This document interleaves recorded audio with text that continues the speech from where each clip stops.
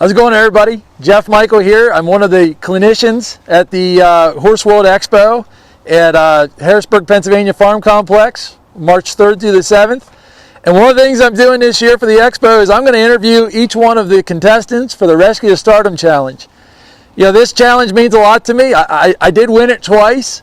It was one of the toughest experiences I've had in my career, and I learned so much from it, so I'm very passionate about it.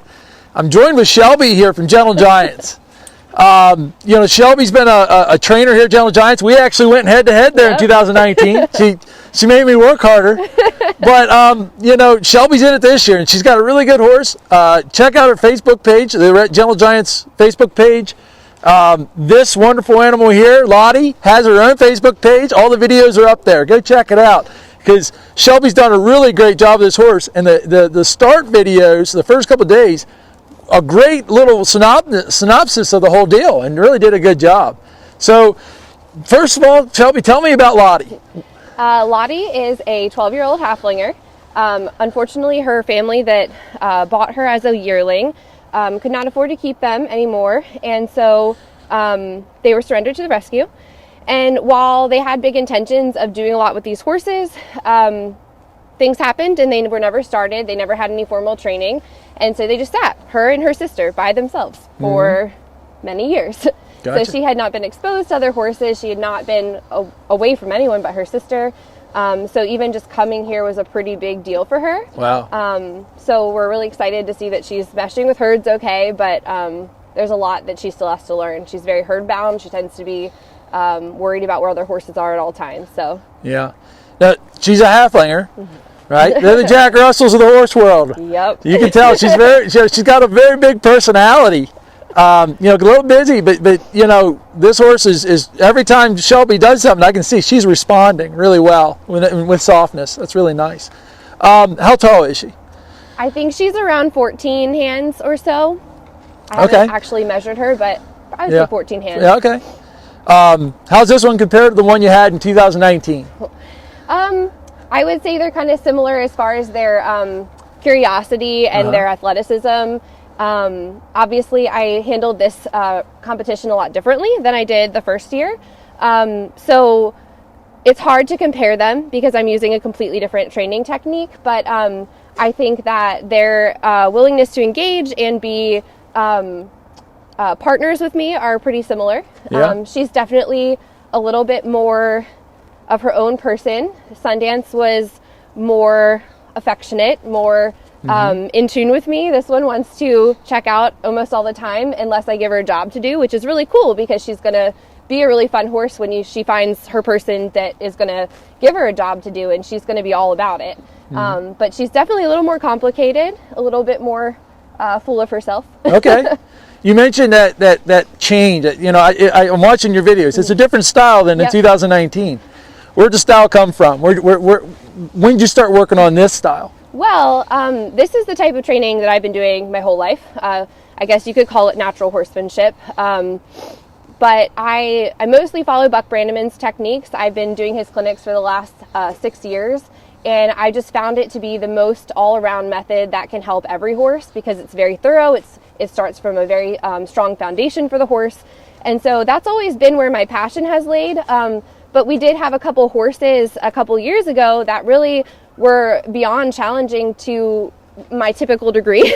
And so that's when I was introduced to clicker training, and that's why I tried it with Sundance. It was kind of an experiment. The reason I did this, my technique that I'm more familiar with this year, is because Sundance was a little bit of a challenge to then be adopted out because it's a very different way of communicating with the horse. And so it's harder to find people who are on board with trying clicker training and making that their number one priority. And I was very blessed that one of my friends adopted him so I could stay with him throughout his training career and his life. Yeah. But I do think it's a little harder for people who aren't familiar with it to then be able to continue the training. So I wanted this to be a horse that could really go anywhere, any direction. And that's not to say that clicker training is not awesome. Like, I do clicker train with her, and it's something that I think all people should try out. And I use it for specific things like picking up feet or standing quietly, even some liberty work just for fun. I think it's important to have that different way of communicating with the horse and giving them their free space to be communicative and have choice-based training. But I think it's important for the horse to have a foundation of pressure and release and just being able to move them through body language. Okay. You know, I see you in the videos working on softness, using flexion mainly as your tool. You know, I'm really big on that. I mean, my 3 keys are flexion, disengagement, and collection. You know, why is that so important to get that softness right at the start of training a horse?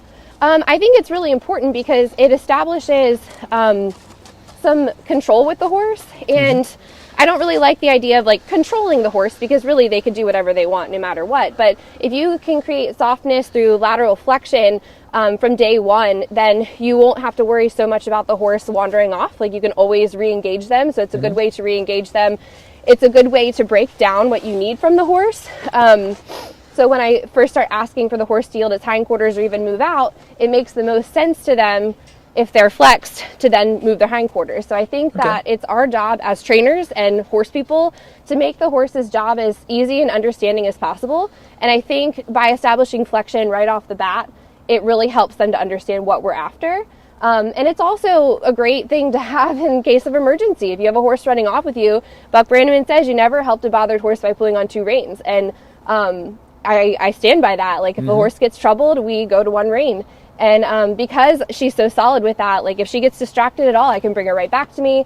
And it's kind of something that she knows so well that if we're really struggling, we can just go right back to square one and start all over. And I think that that's a really important thing to have with all horses. Even Sundance learned some of that, even with the clicker training. And so I just find it to be really, really an important thing for all horses. You think that's the most important thing you can teach a rescue horse? I believe so. Yeah, I'd agree with that. Initially, at least. Right. Well, and you know, with tension in the body, it's a good way to get that horse to relax, you know. What's the best advice you can give somebody training a rescue horse at home? I think that it's important to not get in over your head. I think Courtney mentioned that a little bit too. You know, these are really challenging horses, and I've spent almost my entire life learning how to work with them. And there's certainly been times where I've struggled and needed help from more experienced trainers. And I think that's the biggest thing, is not to be afraid to ask for help and seek out guidance when you feel lost, and not push beyond your own capabilities too far. I mean, you have to push at some point to get better, but ultimately the horse is the #1 priority. And if you're not doing right by the horse, then you got to get some help. And rescue horses are a lot more challenging than a blank slate horse. I love working babies, because babies are a blank slate, and that was Sundance. That was really fun to work with a horse who's not had a whole lot of baggage or anything negative happen in his life. But rescues are different because they come with all different backgrounds. They come with different experiences, good and bad. And so we have to work through all of that to get to the good. And that's what makes it fun, for me at least. I love working with more challenging horses, but that being said, they can be more challenging. Not all of them, but a lot of them do come with their challenges. So you got to be prepared. Seek out advice, but I mean, never turn down a rescue horse. I mean, look how far they can come. Look at all they can do, competing at high levels now. And even this competition just brings awareness to how amazing they can be. Right. You know, in your videos, you're spending a lot more time outside. And I didn't see that last time, you know, as much. Well, is that something that you just developed, or this horse gives you the opportunity, or this horse needs it? Well, I wouldn't say I didn't want to get out with Sundance more.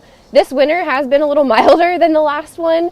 And because I was taking the process really slow with Sundance, I wanted to make sure he was fully prepared before moving on to next things, so that we didn't run into problems. Right. And obviously I would have loved to have more time outside with him, but because, you know, day one was her first ride, the first time I ever worked with her, I got on her. So we're like a million steps ahead of where I was with Sundance, because that process is a little bit slower development. Both equally great experiences, but because we got that first ride in and she was confident right off the bat, I could easily get her exposed to more. And I think exposure for horses is humongous. I mean, you know, unless you're planning on having the horse for life, which life throws you curveballs and you might not have them, the best thing you can do for a horse is to give them a solid foundation and get them exposed to as much as you can, so that they can be the best that they can be to end up in a good circumstance later on in life. You know, problem horse is much more likely to end up in a bad situation, but a horse with exposure is prepared and confident. And Couldn't agree more. Important. Couldn't agree more. Yeah, that's a very good point. That time outside, that's helping her, you think? Absolutely, yeah. She loves it. She loves to trail ride. So if someone wants a really solid trail horse, I mean, I love to see her athleticism be used, but man, she loves the trails. And cool. She was cool on her own. She was cool leading, water, hills. I mean, everything. She just took it in stride. I hardly had to do anything, honestly. Like loose rein, just direct her from time to time. But that was like her zone. So really fun. Would you agree that Sundance was a thinker and Lottie's a doer? Oh, yeah, for sure. Yeah, Sundance is, they're both intelligent. I won't put that past either. Different ways. But a different way. Like, she wants to go out and have a job to do, and she's into everything. I mean, if you let her loose, she's just into everything. And Sundance was curious like that, too, but he was, like, with me, like, what can I do next? What can I do next? You have to definitely tell her what the job is, or she'll just tune you out. But when you get her working, there's, like, nothing else. Like, she is really, really cool. She's a challenge. She's a handful. And she wants to be energetic and move all the time, but if you direct that energy, it is like nothing else. Like she's going to be a really cool partner. Get the wave heading in the right direction, right? Exactly. Well, everybody knows I'm a roper. I mean, that's my thing. I love team roping and ranch roping and anything like that. I see you doing some roping in your videos. Is that roping helping Lottie in the training process? You're not just fooling around there, right? You're doing it for a purpose? Yeah, I find, again, kind of talking about the outdoors, that exposure is really good for them. Throwing a rope off of a horse isn't just, for fun. It is really fun, and that's why I'm getting into it. But I think that hearing that motion, it's a very loud noise going around their head, really gets them prepared and confident with anything that could come their way. Yeah. So I think it's a great training tool to expose them to. But it's also just fun for them to actually engage in something in particular, like the thing you're roping. I know my personal mount that I adopted from here a long time ago was probably one of the most challenging ponies I've ever worked with, and I still have him to this day and always will. But he needed something to focus his attention on. He was very athletic and would do anything for me, but he definitely engaged more when it came to a job at task, like a roping something or chasing a cow. And she's a lot like him. She needs something to kind of put her attention on, and that seems to do really good for her. But I think it's good for all horses. Good. Are we going to see any of that roping up at the expo? We'll see. It's a surprise. So do you have any plans for your show? Yeah, we have a lot of really big plans. It's just a matter of figuring out how we're going to make it happen. Okay. And I don't want to overwhelm her. Like, obviously, she's a high energy horse, and while she's not really spooky at things, it is hard to keep her attention. So I want to make sure I'm setting her up for success with the things I do with her. But with that being said, I still want to try to push the limits a little bit and see how far we can go with it and put on a really cool show. Good. We're excited to see it. What's your favorite part? What's your favorite moment with Lottie so far in the training process? I have to say that first ride was really impressive. Yeah. I had no intentions of getting on her that day, but she was just all about it. She was like, I've been waiting 12 years for this opportunity to put my energy to good use. And even if you first watch that first video, she's just pushing all over me, and I'm like, oh, I don't know what I got myself into. But she was just so cool, and that was really fun. But I have to say, aside from that first ride and seeing how cool this was going to be, was really the first time I picked up on two reins and asked her to stop. She sat down, she knew what she was doing. It was really cool. I hadn't even asked her really that much. I just shifted my weight, picked up a little bit, and she sat, and I was like, wow, this is going to be a really cool horse. Right, a lot of connection and feel. She's very sensitive in a good way. Sometimes it can be a little too much, but we're working on that, and hopefully by the end of the 90 days, she's going to be pretty solid. Cool. One of my favorite parts of your training is the video you had where you were ponying Xena around, which is the other horse that Courtney Gerber's doing for Gentle Giants. A horse that's a very difficult horse, but Shelby and Lottie helped out there, ponying that horse around. Was that for Xena, or is that for Lottie, or is it for both? What happened there? So that day was the day that I had done so much with her. I had played with the ball, played with the tarp, roping and that stuff. So at the end, Xena was in there, and I was like, wow, this could be a really cool opportunity to expose Lottie to other horses because she can be kind of grumpy when other horses come near her space. Okay. And then also for Xena to experience someone above her, a little higher, and get the confidence that Lottie has, because Lottie's very confident in herself. She thinks she's the bomb.com, which she is, not going to lie. But I thought that would be a great opportunity for all of them, and they did really well. We didn't get far. Like, we just did a little bit of her following the pressure of the halter and keeping some distance, because when they get close, they would get really snarky, but we just tried to like keep it as low-key as possible and make it a good experience, because Lottie really struggles with, like, she's very socially awkward. She struggles with her relations with other horses. Even in the field, it's kind of bizarre. I mean, she gets along fine, but not having that exposure her whole life, like, horses are herd animals. They're used to being in bigger groups. And that's not to say they can't live in smaller groups, but never having been exposed to that her whole life, I think, makes it a little challenging for her socially. So it's a good experience for her to do that, and for Xena. What's the one quality you really want to stand out when you go up to the expo? What part of Lottie do you want to show to everybody? Well, there's a lot of cool things about her, but I think the biggest thing is that, not just her, but halflingers in general. We get a lot of halflingers at the rescue, and they can be really hard to place because they're really intelligent horses, and they need jobs. They need people who are ready to go and have a good time. So I thought it was really cool to use her for that, because she represents the halflinger breed really well. She's very active, she's very athletic and intelligent. And so I want to show how far that can go, what direction, like, she literally could go any direction you wanted her to go in. And I think it's cool for people to see that. And I want them to know that she is all of that and lots of personality. You mentioned that direction. What is your ideal situation for her to be adopted out to? I can't say that I have one, because I could see this horse going in the dressage ring. I could see this horse eventing. I could see her roping. I could see her working cows. Just being someone's trail horse, like, she literally could go anywhere, and I'd be happy with that, because I think she'd be happy. All she wants is a job and somewhere to direct her energy, and she's pretty thrilled. So I'm not picky. I just want to make sure that they recognize and admire her athleticism as much as I do, and that's probably the biggest importance to me. Yeah, I've seen halflingers do all those things too. Yeah, they are very versatile, very versatile. I want to bring over Lauren Nation. She's part of the rescue here. Lauren, I want you to tell us about Gentle Giants, how long they've been around. I do want you to mention how many horses are here. A lot of horses are here. So many. And give me your mission statement. Yeah, absolutely. So Gentle Giants was formed back in 2005. We started at that time with about 7 or so horses. Our herd has actually grown to 155 as of today, with more horses coming in and out every week. Our mission is to save draft and draft crosses from slaughter, abuse, and neglect. That's it. All right, that's good. I want you to tell me, how people can get involved, what you need, and where do they go to find you to be involved? Yep, absolutely. So you can get involved in a couple different ways, whether that's coming to the rescue and volunteering. We have about 200 volunteers every year who come out.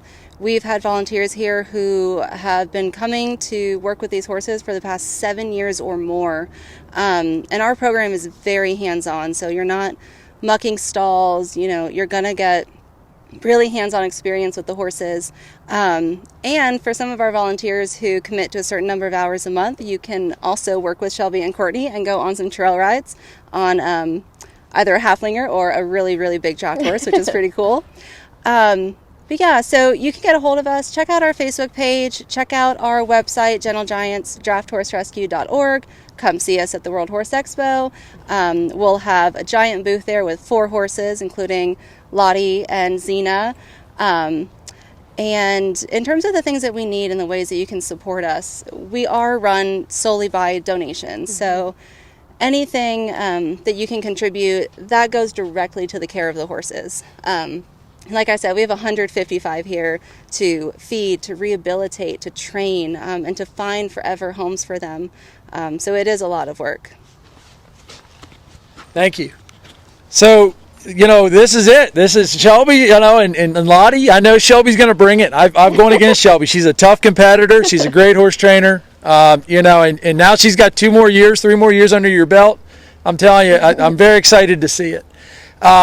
Make sure that you guys check out Gentle Giant's Facebook page, Lottie's personal Facebook page that Shelby put up. This is also going to be on my Facebook page. But, the best thing you can do is also come out to the Horse World Expo on March 3rd through the 7th. We're going to be competing up there. These girls are going hard. I mean, it's going to be a great show. And I'm very excited to see it. So I'm looking forward to seeing you there, Shelby. Yep. I expect big things. All right. Well, thank you so much. Make sure you check out the other interviews. We're going to go through everybody. You're going to know these horses, know these trainers. Make sure you come out and support them. Thanks, guys.